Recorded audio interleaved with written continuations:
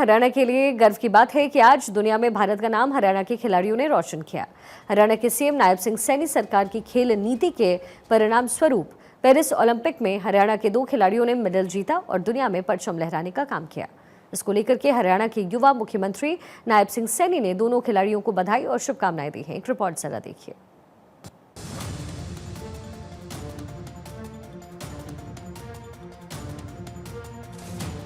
हरियाणा में नायब सिंह सैनी सरकार की बेहतर खेल नीतियों का असर और खिलाड़ियों की मेहनत के बलबूते देश दुनिया में हरियाणा का नाम गूंज रहा है। हरियाणा के खिलाड़ी दुनिया में भारत का झंडा बुलंद कर रहे हैं, भारत का नाम रोशन कर रहे हैं।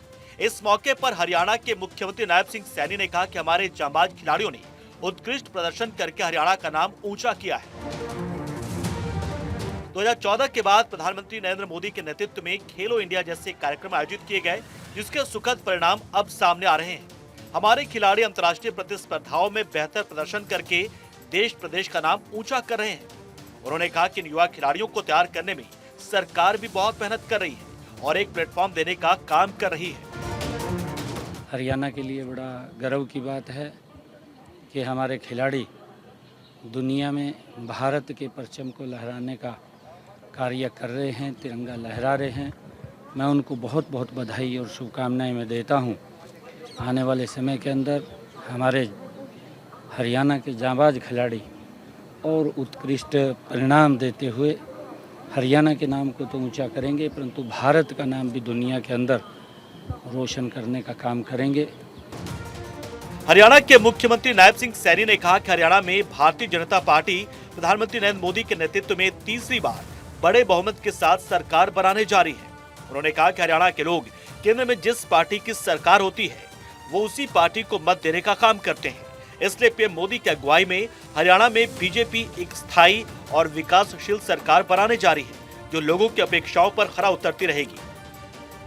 भारतीय जनता पार्टी नरेंद्र मोदी जी तीसरी बार इस देश के बड़े मैंडेट के साथ प्रधानमंत्री बने हैं। हरियाणा के अंदर भी, क्योंकि हरियाणा का ट्रेंड भी रहा है, हरियाणा के लोग वो केंद्र को देख करके वोट देते हैं। गरीब लोगों की अपेक्षाओं के ऊपर खरा उतरने वाली सरकार चल रही है। जो हमारा किसान है उसकी अपेक्षाओं पर खरा उतरने वाली सरकार चल रही है। महिलाओं को सशक्त करने वाली सरकार चल रही है।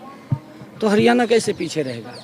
हरियाणा भी बहुत बड़े मैंडेट के साथ तीसरी बार नरेंद्र मोदी जी के साथ सरकार बना करके हरियाणा में भी विकास की गति को एक नई दिशा देने का काम हरियाणा के लोग करेंगे। सीएम सैनी ने विपक्ष पर निशाना साधते हुए कहा कि आज हरियाणा की बीजेपी सरकार के 10 साल के कार्यकाल का हिसाब मांगने वालों को अपने गिरेबान में झांक कर देखना चाहिए कि उनकी सरकार ने क्या क्या किया था, अब क्या क्या उपलब्धियां हैं। सीएम ने कहा कि उनकी सरकार कमीशन बोर्ड में काम करती थी, जबकि हमारी सरकार मिशन बोर्ड में काम करती है। उनके राज में भ्रष्टाचार चरम सीमा पर था। जिनके पास सिफारिश होती थी, पैसे होते थे, उन्हें ही सरकारी नौकरी मिलती थी, जबकि हमने प्रदेश में व्यवस्था परिवर्तन का काम किया और मेरिट पर युवाओं को सरकारी नौकरी देने का काम किया। हमारी सरकार ने ऐसे बिचौलियों की दुकानें बंद करवा दी हैं, जो सरकारी नौकरियां दिलवाने में या लोगों के सरकारी कामकाज करवाने में दलाली करते थे। हमने प्रदेश को भय, भ्रष्टाचार, भाई भतीजावाद, क्षेत्रवाद से मुक्त करके विकसित प्रदेश बनाया है। लोगों के अंदर डराने का काम ये कांग्रेस पार्टी कर रही है। भ्रमित करने का काम ये कांग्रेस पार्टी कर रही है। लालच देने का काम भी ये कांग्रेस पार्टी कर रही है। कांग्रेस पार्टी बोल रही है हम गारंटी देते हैं। अरे भाई, 55 साल तक आप देश के सत्ता के ऊपर रहे हैं और हरियाणा के अंदर भी आप लोग सत्ता में रहे हैं। अगर लंबे समय तक सत्ता में रहने के बाद आप गारंटी देते हैं तो आपकी गारंटी के ऊपर कोई विश्वास नहीं करता। आज एक ही गारंटी के ऊपर विश्वास करते हैं, वो नरेंद्र मोदी की गारंटी।